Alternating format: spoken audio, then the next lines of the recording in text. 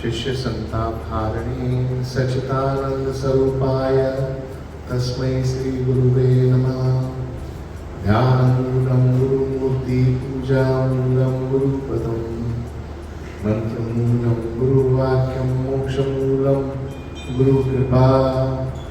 ओम पीताम्बरालं कृष्णालं तस्मावरुन्धाखिलरत्नदेहं विद्युत्सदा पिङ्गलाभिरामं श्रीदत्तयोगीशमनतोऽस्मि।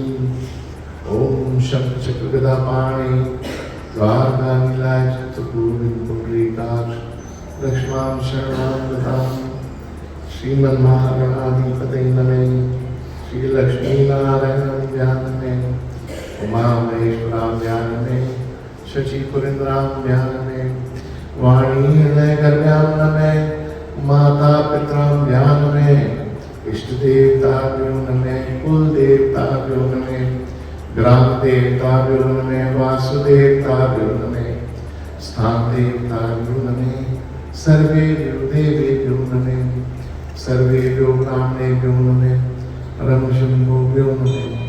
सतगुरु चरण कमलेभ्यो नमः। आदिनादि गुरुदेव चरण कमलेभ्यो नमः।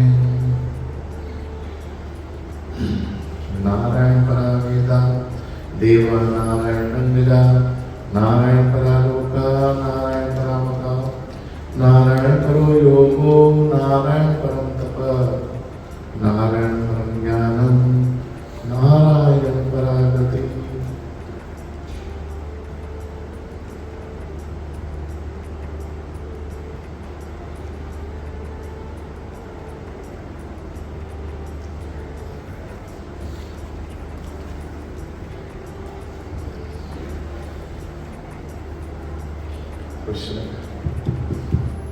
जय गुरुदेव। एक सवाल हमेशा ये आता रहता है, स्पेशली जो लोग नए नए जुड़ते हैं स्पिरिचुअलिटी में, कि जब हम भगवान को अपना मान रहे हैं और गीता में कहा गया है कि कृष्ण ही जगत गुरु है, तो इसके अलावा क्या हमें गुरु की आवश्यकता होती है भगवान को पाने के लिए, या सिर्फ भगवान को मानना ही इनफ है?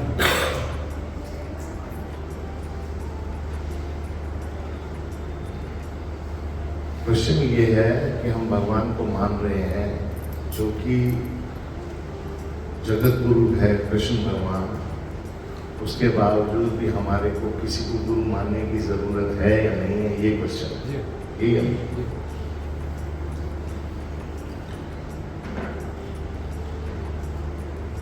मेरे कहते थे जो मुझे बताते थे कि तुम बेशक गुरु को मत मिलो, कोई दिक्कत नहीं है, तुम भगवान की पूजा करते जाओ करते जाओ करते जाओ करते जाओ, भगवान तुम्हें मिलेगा, इसमें कोई शक नहीं। भगवान तुम्हें मिलेगा और मोक्ष नहीं मिलेगा। मोक्ष जो है वो गुरु के हाथ में होता है। इसके सबूत भी देते थे मेरे को कि कृष्ण के सामने 23 यक्षिणी सेना थी जो युद्ध लड़ रही थी। पूछो 23 यक्षिणी सेना को मोक्ष मिला क्या? एक को भी नहीं मिला। भगवान राम के समय में इतने लोग भगवान राम को मिले, पर जिसके साथ गुरु था उसी को ही मोक्ष मिला। आप उसके अंदर देख सकते हो, शबरी को गुरु मिला, शबरी को मोक्ष प्राप्त हुआ। मेरे गुरु कहते थे भगवान तुम्हें मिल सकता है, मिलने के बाद तुम उसको जान नहीं सकते हो जब तक तुम उसको गुरु को नहीं मानो। तो गुरु तुम्हें परमात्मा जन्माता है, क्या कहता है? वो जानने की जो ताकत है वो गुरु देता है, वो भगवान नहीं देता। भगवान दर्शन करके चला जाता है। आप रामकृष्ण परमहंस की ऑटोबायोग्राफी पढ़ लो, किसी ने पढ़ी हो तो, योगानंद जो है उनकी ऑटोबायोग्राफी बोलों ने पढ़ी होगी। योगानंद को लहरी गुरु था, क्या था? लहरी गुरु। उसके और उसके गुरु थे मुक्तेश्वर लहरी के भी। वो अपने गुरु को योगासन छोड़ करके चला गया।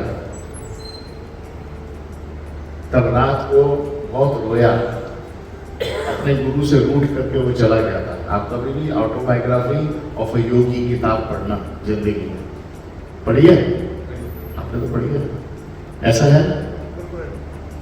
तब रात को उसको नींद में लहरी बाबा आए तो वो कहता है आप मुझे छोड़ गए गुरुजी। कहता नहीं, तूने मुझे छोड़ा, मैंने तेरे को नहीं छोड़ा। गुरु के बिना मोक्ष की प्राप्ति नहीं होती है। भगवान मिल जाएगा, दर्शन दे करके चला जाएगा। रामकृष्ण परमहंस को काली माता ने दर्शन दिए, पर दूसरे दिन ही काली माता ने बोला देख सुन, मैं 3 गुरु भेज रही हूं, उसमें से एक सिलेक्ट कर लेना जो तेरे को चाहिए। उन तीनों के नाम भी लिखे उसमें जो आए थे। एंड में उसने तोतापुरी को गुरु किया और अपने उसको तोतापुरी को गुरु बना करके उसके बाद काली माता की पूजा की। तो भगवान कहता है मेरे को पाने से कोई दिक्कत नहीं, तो मुझे पालोगे, पर मुझे जान नहीं पाओगे। जन्म आएगा तो मैं गुरु ही। इसीलिए गुरु बहुत इंपॉर्टेंट होता है। दूसरा, 3 किस्म के गुरु होते हैं। एक होता है जो इस जमाने में साधु संत बन करके अपना गेरुए कपड़े पहन करके एक आश्रम खोल करके गुरु बन जाए। एक होता है जिसको शास्त्रों का बहुत ज्ञान होता है, गीता का ज्ञान होगा तुम्हारा साहब जी, रामायण का ज्ञान होगा, भागवत का ज्ञान होगा, कई ऐसे गुरु बन जाते हैं। जो तीसरे किस्म के गुरु है ना, उनको परमात्मा भेजता है। कौन भेजता है? वो गुरु यहाँ नहीं बनते, वो वहां से बन के आते हैं। जैसे मातंग ऋषि है, लहरी बाबा है, मुक्तेश्वर बाबा है, गुरु गोरखनाथ है, गुरु मच्छंद्र नाथ है, गुरु बालकनाथ है। ये ऊपर से बन करके पैदा होते हैं, ये पैदाइशी गुरु होते हैं। ये चाहे 5 साल के हो ना बच्चे तो भी गुरु होते हैं। ये 5 साल का बच्चा भी हो ना तो भी गुरु होता है।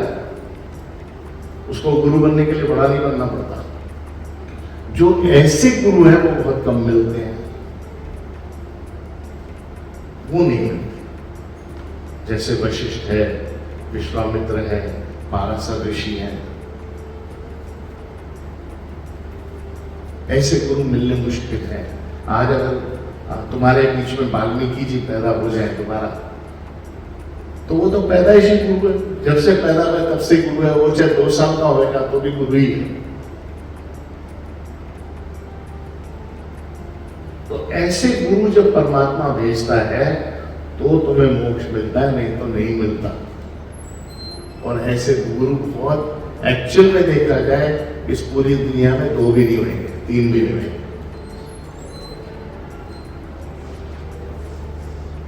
तो ऐसे गुरु जो हैं आपको ज्ञान भी देंगे, ध्यान भी देंगे, आपके कनेक्शन भी परमात्मा से बना के रखेंगे। और ऐसे गुरु की जो एक्टिंग होती है या जो दुनिया भर में वो चलते हैं, वो कृष्ण भगवान की तरह चलते हैं। तुम्हारे साथ खाएंगे भी, पिएंगे भी, उठेंगे भी, बैठेंगे भी, गुल्ली डंडा भी खेलेंगे, लूडो भी खेलेंगे, तुम्हारे साथ कैरम बोर्ड भी खेलेंगे। जैसे कृष्ण जो है अर्जुन के साथ चौपड़ भी खेलता था, क्योंकि उस गुरु के अंदर सारे भाव होते हैं। उस गुरु के अंदर माँ बाप का भी भाव होता है, बंधु का भी भाव होता है, सखा का भी भाव होता है, मित्र भाव भी होते हैं। सारे भाव उस गुरु में चल रहे होते हैं।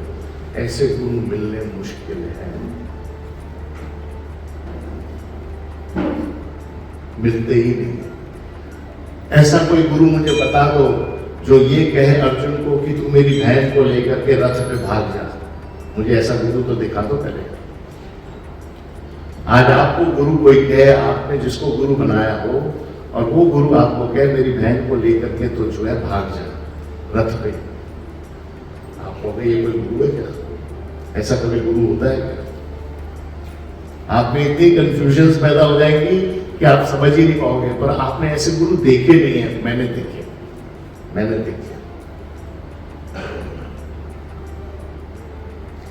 क्योंकि उस टाइम पे जो गुरु होता है वो सब तुम्हारी आत्मा ही होती है, वो तुम्हारे आत्मा के अंदर इतना मर्ज हो चुका होता है कि उसमें और तुम्हारे में फर्क ही नहीं होता।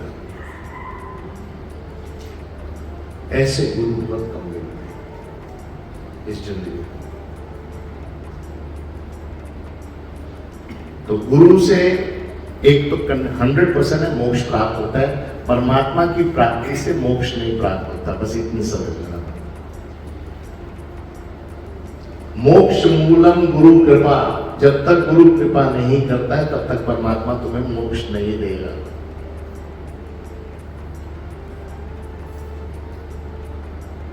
ये सार्थक शास्त्र है। अब चलो और कुछ।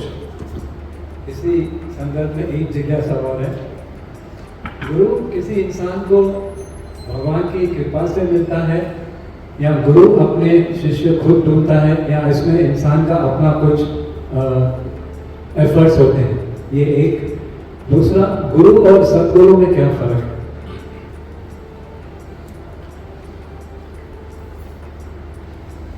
बहुत अच्छा क्वेश्चन पूछा है कि गुरु शिष्य को ढूंढता है या शिष्य गुरु को ढूंढता है, या गुरु जो है या शिष्य को जो है भगवान की कृपा से गुरु मिलता है। ये 3 क्वेश्चन पूछे। मेरे हिसाब से जो मैंने नोट किया आज तक कि भगवान की कृपा से ही ऐसा गुरु मिलता है। जब तक वो कृपा नहीं करे तब तक गुरु नहीं मिलता। उसकी कृपा करने के अंदर हमारे को क्या करना है एज ए शिष्य, वो मैं बता देता हूं। हमें उठते बैठते अपने भगवान को बोलना पड़ेगा कि हे भगवान, मुझे आप अपने जैसा कोई गुरु भेज दो। क्या बोलना पड़ेगा? अपने जैसा तू है ना वैसा कोई गुरु भेज देना। हे कृष्ण भगवान, जैसा तू है मुझे वैसा गुरु भेजना। तेरे और उसमें फर्क नहीं होता। क्योंकि भगवान की खासियत क्या होती है, ये बात को समझने पड़ता। भगवान कहता है मैं सर्वत्र मौजूद हूं। सर्वत्र समझते किसको कहते हो? कोई इस सृष्टि के अंदर एक ऐसी जगह नहीं है जहां मैं मौजूद नहीं हूं। ये तो बात सही है। अगर इस कृष्ण की मूर्ति में और बांके बिहारी की जो वृंदावन में मूर्ति है, इतना भी फर्क नहीं है। इतना नखून के कोने जितना भी फर्क नहीं है। क्योंकि परमात्मा कहता है मैं सर्वत्र सब जगह से, जो मैं बांके बिहारी में हूं यहाँ पे भी हूं। पर हम बांके बिहारी की ओर भागते हैं, इसको छोड़कर। हम कृष्ण की पूजा यहाँ तो करते हैं, पर कहते हैं जब तक हम बांके बिहारी नहीं होके आएंगे तब तक हमारा मन शांत नहीं रहेगा। क्यों? क्योंकि तुमने परमात्मा को सर्वत्र माना ही नहीं। परमात्मा ये कहता है मैं सर्वत्र बसता हूं, पर सर्वत्र में सबसे जगह कहां बसता हूं? मैं संतों के अंदर बसता हूं। कहां बसता हूं? मैं संतों के अंदर बसता हूं। जब वो तुम उसकी पूजा कर रहे होते हो संत की, तो तुम समझो तुम मेरी ही पूजा कर रहे हो। पूछो कैसे? भक्त प्रहलाद को नारद मुनि जैसा गुरु मिला, ध्रुव भगत को भी नारद मुनि जैसा गुरु मिला, तब तो परमात्मा मिला। अगर उसको नारद मुनि गुरु नहीं मिलता था भक्त प्रहलाद को, आप समझते हो नरसिंह भगवान आ जाता? कभी नहीं आता।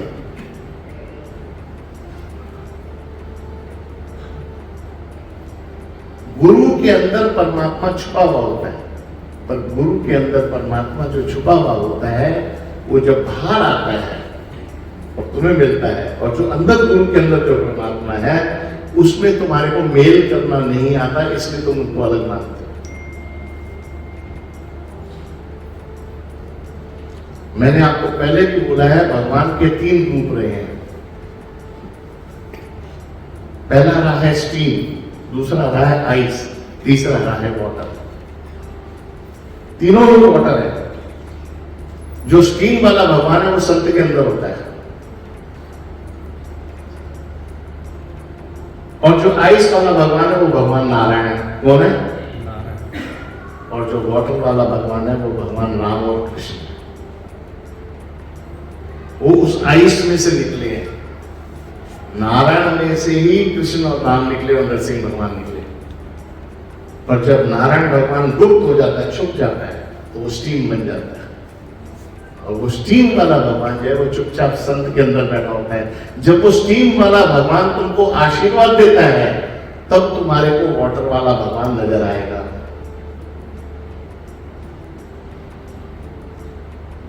जब तक वो स्टीम वाला भगवान तुम्हें आशीर्वाद नहीं देगा, तुम्हें वाटर वाला भगवान कभी नजर नहीं आएगा। ये लिख लो अपनी डायरी के अंदर। जब नारद मुनि के अंदर छुपा हुआ नारायण, जबकि नारद मुनि जो है ब्रह्मा का बेटा है, तो भी वो नारायण नारायण जपता है, ब्रह्मा ब्रह्मा नहीं जपता। जब वो ब्रह्मा का बेटा नारद मुनि, जब उसने नारायण का मंत्र भक्त प्रहलाद को दिया, तो नारायण सामने नरसिंह भगवान बन करके आया। ये सिस्टम है ऊपर का। अगर इस सिस्टम को कोई समझे तो समझे।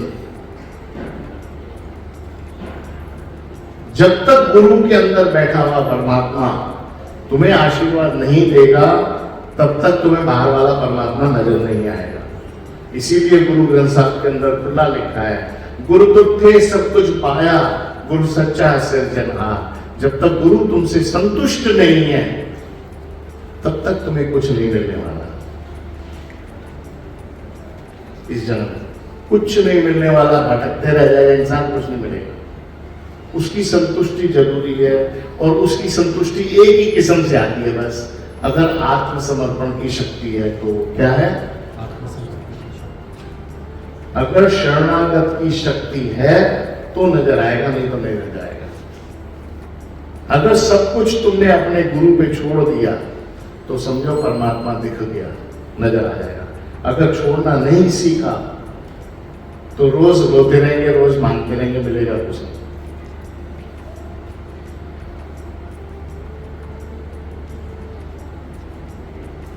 इसीलिए अर्जुन ने बाद में छोड़ दिया सब कुछ कृष्ण ने।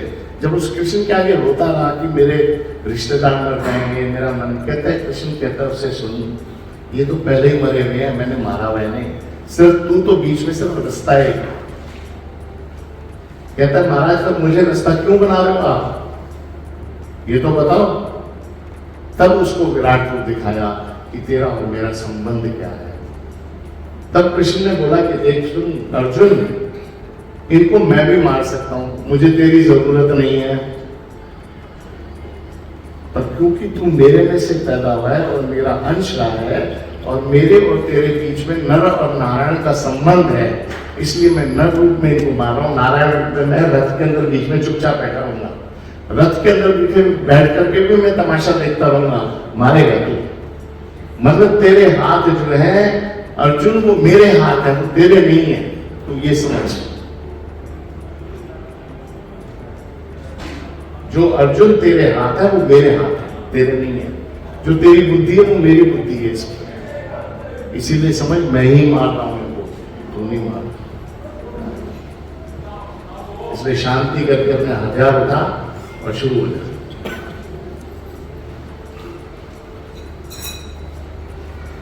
उस स्टेज तक पहुंचने के लिए गुरु की आवश्यकता होती है। और कुछ आगे मैं प्रश्न पूछ सकती हूँ। जैसे आपने कहा कि गुरु के बिना भगवान को पा सकते हैं लेकिन जान नहीं सकते नहीं। तो इन दोनों में क्या अंतर है, थोड़ा सा आप बता दें। जैसे एक माँ में से एक बच्चा पैदा होता है और माँ मर जाए,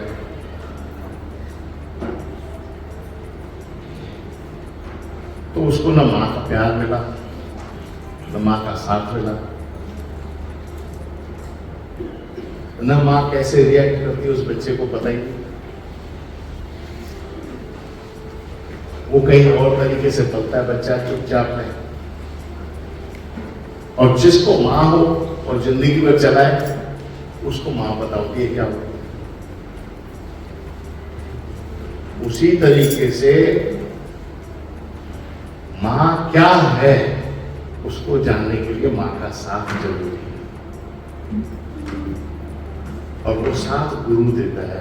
वो जन्माता है कि भगवान कैसे सोचता है, कैसे चलता है। वो बताता है कि जैसे तू मेरे साथ चल रहा है ना, वैसे ही तेरे को भगवान के साथ चलना पड़ेगा। सच पूछो तो गुरु तुम्हें वो विद्या सिखाता है कि जैसे तू मेरे साथ चलेगा ना, वैसे ही तेरे साथ भगवान चलेगा। वो उसकी आदत डालता है। क्या डालता है?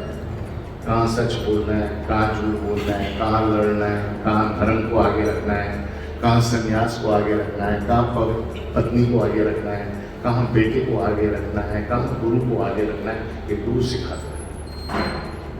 मैं आपको अपनी खुद की कथा सुनाता हूँ। मैं जब गुरु जी के पास जाता था तो मैं एक दिन गुरु जी से पूछा, मैं महाराज एक बात बताओ, बाकी संतों से हम मिले तो मिले कैसे? कोई तरकीब तो बताओ। हम तो सारे जो लोग हैं उस दूसरे संत को भगवान मानने लग जाते हैं, उसकी पूरी सेवा करने लग जाते हैं, उसके पूरे इर्द गिर्द चलते हैं, सब कुछ चलते हैं। हम तो सोचते हैं आप में और उसमें फर्क ही नहीं है। तो गुरु जी ने मुझे बोला कि सब दूसरे संतों को गुरु के बराबर समझना गलत है। तो उन्होंने मुझे एग्जाम्पल दिया। कहते हैं जैसे तेरा बाप है, तू अपने बाप के साथ बाप बेटे जैसा चलता है, तो जरूरी थोड़ी है सबके बाप के साथ बेटे जैसा चलेगा। तेरा वो सेम रिलेशन तो नहीं है ना। चाहे तू उसको बाप के बराबर मानता है कि वो तेरे आज तेरे दोस्त का बाप हो, तू उसको बाप के बराबर ही मानेगा, तू उसे बात करेगा, उसको पाँव पड़ेगा, सब कुछ करेगा, तो वो तेरा बाप नहीं है। इस बात को समझना। तो मैंने कहा गुरु जी इसको मैं कैसे समझूं? कहते जब भी किसी संत के यहाँ जाए तो ये जाके कहना कि महाराज आप इस स्थान के मालिक हो, इस स्थान के भगवान हो, मैं सिर्फ आपको नमस्कार करने आया। जरूरी नहीं है उसको अपना बाप मानना। अब ये कौन सिखाएगा? गुरु सिखाता है। उसी तरीके से आप कभी रामायण देख लो, विश्वामित्र के आगे भगवान राम बोला ही नहीं कुछ, वो बार बार लक्ष्मण को समझाता था, लक्ष्मण वो हमारे गुरु है, जब तक वो मुझे धनुष उठाने को नहीं बोलेंगे मैं नहीं उठूंगा। कितने राजा जनक ने बोला, संतों ने बोला, वो सदानंद उसके गुरु थे, जगत गुरु, उन्होंने बोला, राम उठाई नहीं अपनी कुर्सी से, ऐसे बैठा। जब विश्वामित्र ने बोला उसे तो वो उठा, कहता अब मैं तोड़ूंगा धनुष। तो ये मर्यादाएं कौन सिखाएगा? जो भगवान के साथ रहने की मर्यादा है वो सिखाएगा कौन? वो गुरु सिखाता है। क्योंकि जब तुम ऊपर पहुंचोगे, ऊपर तो करोड़ों संत मिलेंगे तुम्हें, करोड़ों देवता मिलेंगे, उनके साथ चलोगे कैसे? वो गुरु सिखाता है।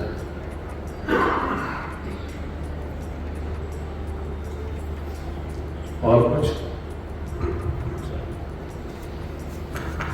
एक और दुविधा थी कि जीवन में हमारे एक ही गुरु होना चाहिए या हम हमारे जीवन में हम और भी गुरु कर सकते हैं एक गुरु के बिना?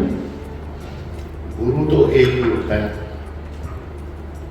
और अगर दो गुरु हैं किसी वजह से तो एक को कुल गुरु बना लो, एक को देव गुरु बना लो।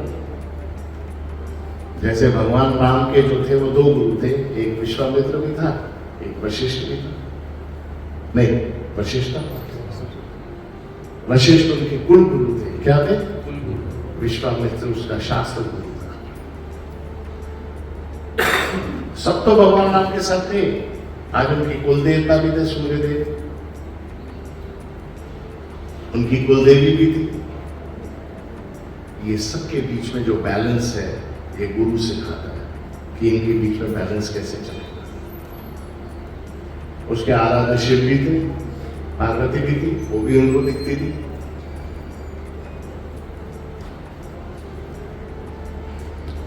हमेशा एक बात याद रखना, गुरु एक ही होता है। उसका एक तरकीब मुझे गुरुजी ने बताई थी। मैंने गुरुजी को बोला कि गुरुजी इतने गुरु हैं संसार में, हम आपको चूज करें तो कैसे करें? कोई तरकीब बता दो मैं आपको इजी, जिससे हम आपको चूज कर सकें। कहता है गोविंद एक लड़की जब पति ढूंढने निकलती है, उसको 10 फोटो निकाल, उसका दिल जो है एक पे ही आता है, वही उसको पति के रूप में एक्सेप्ट करती है। उसी तरीके से गुरु है, जहां तेरा दिल टिक गया वो तेरा गुरु है, जहां तेरा दिल टिका वो तेरा गुरु। अब जहां मर्जी टिके, आपका मन हरिहर महाराज में टिकता है वो तुम्हारा गुरु, वशिष्ठ में टिकता है वो तुम्हारा गुरु, राधा स्वामी में टिकता है वो तुम्हारा गुरु। जहां तेरा मन टिके वो तेरा गुरु, और वो ही तेरे को देगा। यह है तरकीब। आगे चलो और कुछ। अगर किसी के जीवन में 2 गुरु हैं तो दीक्षा एक से ही ले या 2 से ले सकते हैं? दीक्षा तो वैसे भी एक से ही ली जाती है, दूसरे को अपना कुल का गुरु मान करके चलाते हैं, क्या दिक्कत है? आप जैसे मैं खुद याद है, मैं एक टाइम पे राधा स्वामी का ये इसको साईं बाबा को मानता था। जब मुझे ये गुरु मिले मैंने साईं बाबा को छोड़ दिया। ये मैं सत्य बता रहा हूँ। साईं बाबा रात को मुझे नींद में आए, कहते यार गोविंद तूने मुझे छोड़ दिया। मैंने कहा कि मुझे एक तरकीब बता दो, आप में और उसमें फर्क हो तो मैं वापस आपके पास आने के लिए तैयार हूँ। कहते नहीं मेरे और उसमें फर्क नहीं। तो मैंने कहा तो मुझे आशीर्वाद। मैं तो चला इधर, क्योंकि मेरा मन इधर लग गया था। कहते चल जहां तेरा मन हुई तेरा गुरु जा।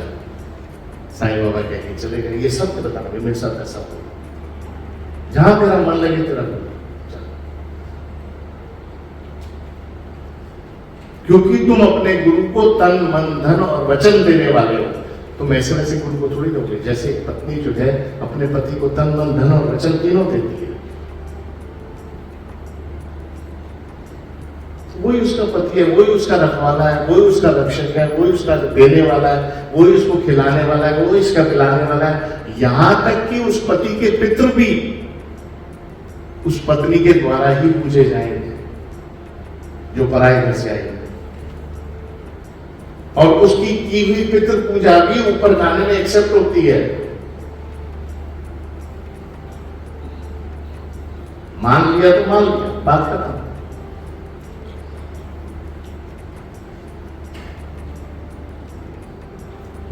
चलिए आगे चलो। जय Shri Narayan.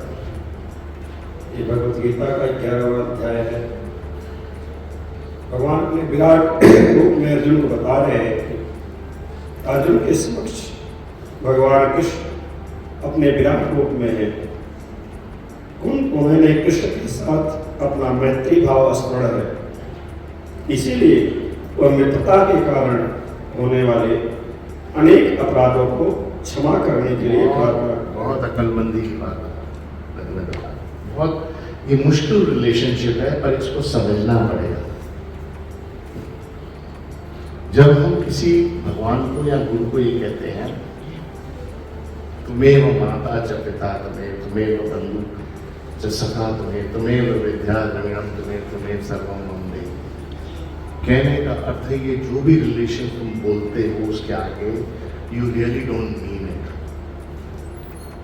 If you really mean it, उसका मतलब समझो या उसको उस गहराई से अपने दिल में उतारो, तो तुम देखो भगवान का मजा क्या होता है। हम भगवान को कहते हैं तुम्हें वो माता च पिता तुम्हें, मान लिया, आपके बाप की दूसरे दिन डेथ हो जाएगी, आप तीसरे दिन भगवान कृष्ण को मानना बंद कर दोगे क्योंकि भगवान कृष्ण है। मैं इसको दिन रात कहता हूँ मेरे उस बाप को तो मार दिया, तो भगवान कहेगा असली बाप तो मैं हूँ, वो तो बाप नकली था, वो तो तुम्हारे पास आया ही 60 साल के लिए था, इससे ज्यादा क्या करने आएगा तुम्हारे पास। तो जो हम कहते हैं वो मानते नहीं है, हम इसको माँ बाप मानते ही नहीं है, बंधु भी नहीं मानते, सखा भी नहीं मानते। तो अर्जुन को इधर इसने दिखाया कि तेरा मेरा मित्र का संबंध है, मैत्रता का संबंध है। ये जो विशाल रूप दिखा रहा हूं तेरे को, ये मित्र भाव में दिखा रहा हूं। अगर तेरा मेरा दोस्त नहीं, भाई साहब गुरु से और भगवान से दोस्ती रखनी बड़ी मुश्किल है, बहुत मुश्किल काम है। मैं ये सब फर्क करके बैठा हूं अपनी जिंदगी के अंदर। बहुत मुश्किल काम है। अगर दोस्ती में मैं आज तक बात बता दूं आपसे, तुम्हारे से तुम्हारी प्रॉपर्टी मांग लेना गुरु, तो तुम दूसरे दिन निकल जाओगे, वरना गुरु के आगे दिन रात प्रार्थना करते रहोगे कि जी मेरी प्रॉपर्टी बन जाए।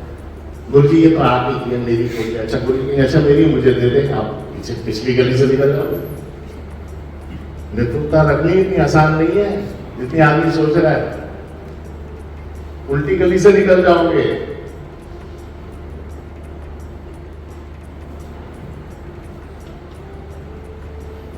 तो कहने का अर्थ है मित्र भाव रखना बड़ा मुश्किल है, इतना आसान नहीं है,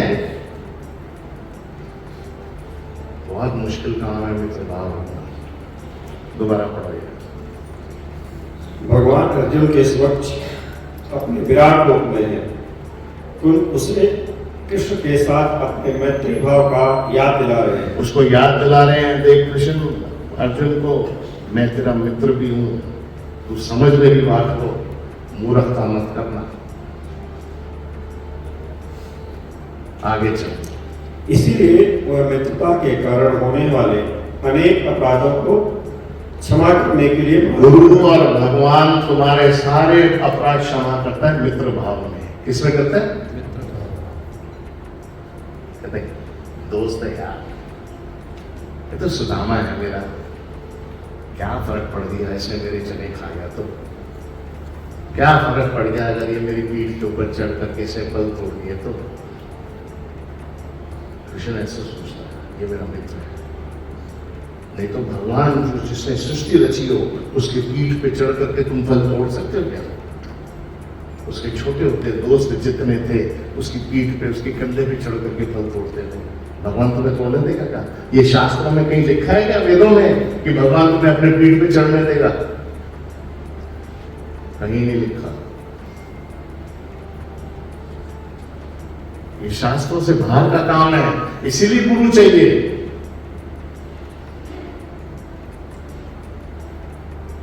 दोबारा पढ़ो। इसीलिए वह मित्रता के कारण होने वाले अनेक अपराधों को क्षमा करने के लिए प्रार्थना कर रहे हैं और स्वीकार करते हैं कि पहले उसे ज्ञात नहीं था कि कृष्ण ऐसा विराट रूप धारण कर सकते हैं। कहते हैं उसको पता ही नहीं था कृष्ण इतना विशाल है, मुझे पता ही नहीं था मेरा गुरु इतना विशाल है। दोस्ती यारी में बड़े गुनाह हो गए, बहुत गुनाह हो गए, वाकई मेरे से भी गुनाह हो गए, मैं सच दोस्ती यारी में कर दिया। पर कृष्ण तो विराट रूप थे, उसमें तो पूरी सृष्टि बसती थी। आगे चलो। मित्र के रूप में कृष्ण ने यह समझाया, अर्जुन को यह भी पता नहीं था कि कितनी बार वह भगवान को हे मित्र, हे कृष्ण, हे यादव कह करके संबोधन करके उनका अनादर किया करता था। कहता है कृष्ण अर्जुन ने बड़ी बार कृष्ण का अनादर किया था, दोस्ती यारी बेइज्जती बहुत की थी वक्त पे। अरे तुम जो त्रिलोकी का नाथ है उसको तुम रथ पे तुम्हारे बैठा हो, तुम उसको ऑर्डर दे सकते हो क्या? कृष्ण तू यहाँ चल, कृष्ण तू यहाँ चल, मुझे भीष्म पितामह को मारना है, कृष्ण तू यहाँ चल, तुम ऑर्डर दे सकते हो क्या? कहते हैं पर मैंने दोस्ती यारी में गलत काम कर दिया। मैं क्या, मैंने कृष्ण से वो व्यवहार किया जो मुझे करना ही नहीं चाहिए था। आगे चलो। और उनकी महिमा को स्वीकार भी नहीं किया था। और मैं उसकी महिमा को स्वीकार भी नहीं कर सका। वो इतना महान था कि मैं उसकी महिमा को स्वीकार भी नहीं कर सका। आगे चलो। भगवान कृष्ण कितने कृपालु हैं, कितने ऐश्वर्य मंडित हैं, होने के बाद भी अर्जुन से मित्र की भूमिका में निभा रहे हैं। दोबारा मुझे समझ नहीं आया थोड़ा। भगवान कृष्ण कितने कृपालु हैं, कितने ऐश्वर्य। अभी भगवान कृष्ण कृपालु है, पता है क्यों कृपालु है? एक्चुअल में बताता हूं, एक्चुअल में बताता हूं। उसकी कृपा का कारण ये है कि हम उसी के ही अंश हैं। पता है भगवान क्या सोचता है?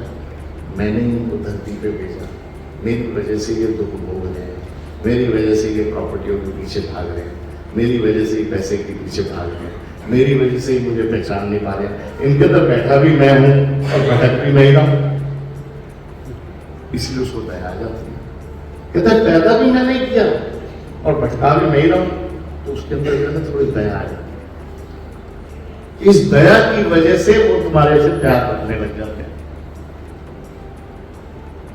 आगे चलो। इतने ऐश्वर्यशाली होने के बाद भी अर्जुन से भगवान श्री कृष्ण मित्र की भूमिका निभाते रहे। कहता है इतने ऐश्वर्यशाली होने के बावजूद भी कृष्ण जो है वो अर्जुन के साथ दोस्ती का व्यवहार रखते रहे, इतने पहुंचने के बावजूद भी।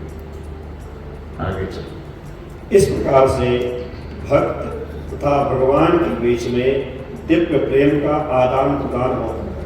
ये बहुत इंपॉर्टेंट बात है। दिव्य प्रेम का आदान प्रदान होता है। ये आदान प्रदान होता था पुराने जमाने की पत्नी और पति के बीच में, आजकल नहीं होता। पति ने कुछ कह दिया, पत्नी ने उसको प्रभु इच्छा मान लिया, पत्नी की इच्छा कुछ हुई, पति ने उसको पूरा कर दिया। यह आदान प्रदान चलता था। जैसे जब तुम गुरु के अंदर घुसोगे और गुरु में हो जाओगे और गुरु तुम में उसको फर्क नहीं दिखेगा, तुम दोनों भाई आपस में, जब वो फर्क खत्म हो जाएगा आपस में का, तब तुम्हें महसूस होएगा जो मेरी जायदाद है वो मेरे भगवान की है और जो भगवान की जायदाद है वो मेरी है। उसी तरीके से राजा हरिश्चंद्र ने रातों रात अपने को, राजा हरिश्चंद्र के साथ क्या हुआ था, विश्वामित्र को सपने में उसके पास आए, किसके पास, राजा हरिश्चंद्र के पास, कि सुन राजा मुझे तू सारा अपना महल दान में दे दे। कहता है जी दिया। दूसरे को तो नींद में आए, सुबेरे आकर के विश्वामित्र जी फिर आकर के खड़े हो गए दरवाजे में। कहता राजा हरिश्चंद्र तूने कल रात को मुझे सारा अपना हिसाब महल वगैरह सब मुझे दे दिया। कहता जी बोल दिया दे दिया, तो दे दिया। हाँ कर। और राजा हरिश्चंद्र अपनी बीवी बच्चों को लेकर रात निकल गए। तो वो ये होता है गुरु में हो जाना। उसको पता है मेरे और विश्वामित्र में फर्क ही नहीं है। जब तुम में अंदर ये फर्क नजर आने लग जाए कि तुम में और गुरु में फर्क नहीं है, तो खेल बहुत बुरा हो जाता है। और भगवान के पास तो जो अपनी प्रॉपर्टी है गुरु के पास, वो तो सिर्फ भगवान है। वो तुम्हें अपनी सारी प्रॉपर्टी दे देता है। कहता है गोविंद मेरे पास तो सिर्फ भगवान है, यही तू ले जा, मेरे पास और कुछ है, मेरे पास तो यही प्रॉपर्टी है। उसी तरीके से गुरु ग्रंथ साहब के अंदर तुम देखो जो 10 गुरु थे वो ऐसे ही गुरु बने। उनके गुरु गुरु पे गुरु, गुरु पे गुरु, गुरु पे गुरु, गुरु पे गुरु अपने शिष्य को भगवान देते ही चले गए। उसी तरीके से नौनाथ थे, मचंद्र नाथ ने गुरु गोरखनाथ को भगवान दे दिया, गुरु गोरखनाथ ने भर्तरीनाथ को भगवान दे दिया, भर्तरीनाथ ने बाबा बालकनाथ को भगवान दे दिया। गुरु कहते हैं मेरे पास वैसे भगवान है, वही तेरे को मैं दे सकता हूँ। इसलिए गुरु की सेवा बड़ी इम्पोर्टेंट है। श्री नारायण। तो जिज्ञासा है अगर आपके आगे। हाँ। किसी ने सवाल किया है कि क्या हम गुरु ग्रंथ साहब को या गुरु नानक को ही अपना गुरु मान सकते हैं? देखो जो ज्ञान है वो जो शरीर छोड़ा हुआ गुरु तुम्हें नहीं दे सकता, यह आपको ध्यान रखना पड़ेगा। जो शरीर में है वही आपको ज्ञान दे सकता है और वही आपको मंत्र दे सकता है। गया हुआ आज तुम फिजिक्स की किताब पढ़ते हो 10वीं क्लास के अंदर, जो गया हुआ प्रोफेसर है वो आपको बुक लिख करके देखेगा, पर आपको नया प्रोफेसर चाहिए जो आपको वो ज्ञान दे। अगर वो नया प्रोफेसर उस क्लास में नहीं खड़ा होगा तो जो गया हुआ गुरु है उसका ज्ञान आएगा कहां से? तो गुरु तो जागृत ही होना चाहिए, ये शास्त्र है। और कुछ और एक सवाल आया है, किसी ने पूछा है कि आजकल लोग गुरु अपना बदलते रहते हैं कि जहां उनकी जरूरत पूरी नहीं हुई गुरु चेंज कर दिया, तो ये उनकी किस्मत में ऐसा भटकना लिखा है या उनमें इनकी कोई गलती है? क्योंकि उसने अभी तक गुरु को समझा ही नहीं है। गुरु एक ऐसा तत्व है जिसमें परमात्मा तत्व बैठा होता है। गुरु कोई शरीर नहीं होता है, वो शरीर से बहुत ऊपर होता है। आज रावण जैसे को भी शुक्राचार्य गुरु की जरूरत है। चाहे तुम राक्षस हो तो भी तुम्हें गुरु चाहिए, उसके बगैर तो तुम चल ही नहीं पाओगे। तो गुरु तत्व को पहचानना बड़ा मुश्किल काम है। जिसने गुरु तत्व को पहचाना वो परमात्मा तत्व को पहचानेगा, नहीं तो नहीं पहचान सकेगा। सॉरी, आपने कहा भगवान से हमें ये प्रार्थना करनी चाहिए कि अपने जैसा गुरु दिलाए। हाँ, गुरु बनने के बाद हमें गुरु से क्या प्रार्थना करनी चाहिए? गुरु से ये प्रार्थना करनी चाहिए कि हमको परमात्मा दिलाओ। परमात्मा गुरु दिलाता है, फिर गुरु परमात्मा दिला देता है। ये सिस्टम है, ये ऊपर का सिस्टम है। क्योंकि वो परमात्मा बहुत विशाल है, उसको समझना मुश्किल है। देखो, मुझे गुरु जी एक कथा सुनाते थे बहुत शॉर्टकट में। क्या देखो, एक बार क्या था कि एक आदमी ने आम का फल दे दिया, अब उसमें से गुठली निकली। तो उसने सोचा गुठली को जो है मैं जमीन में डाल करके पेड़ पैदा करूंगा। तो उसने गुठली डाल दी पेड़ जमीन में। तो कहता है जो गुठली जमीन में गई वो नारायण को, उसको तू नारायण समझना पा, क्योंकि उसी में से सारी सृष्टि पैदा होती है, उसी में से पेड़ पैदा होंगे, उसी में से फल पैदा होंगे, उसी में सब कुछ पैदा होगा। तो कहते हैं गुठली को तू समझ नारायण भगवान। कहते हैं जो बीज का हिस्सा है पेड़ का, उसको तू ब्रह्मा विष्णु महेश समझ। और जो नसें हैं जो सप्लाई कर रही है पानी ऊपर पत्तों को, उसको तू मां भगवती समझ। और जो 33 और जो पत्ते हैं उसको तू 33 करोड़ देवी देवता समझ। और जो फल पैदा होता है उसको तू गुरु समझ। तू नारायण के पास जाएगा क्या, महाराज आप मुझे बताओ ना आप क्या हो। कहता देख सुन गोविंद, मैं तो दिखाई नहीं दूंगा, मैं तो बिल्कुल नीचे छुपा हुआ बैठा हूं, और ना ही तू मुझे समझ सकेगा। तेरे को ये भी नहीं पता लगेगा मेरे अंदर फल पैदा कैसे होते हैं। तेरे को मैं चाहिए ना, तू एक काम कर, तू वो जो फल है ना उसको खा ले। जब तू उसको खाएगा तो तू मुझे समझ पाएगा, और जो उस फल का टेस्ट है वो समझ लो मेरा टेस्ट है। इसलिए जो गुरु का टेस्ट होता है वही उस गुठली का टेस्ट होता है। ऐसे समझा दो श्री राम।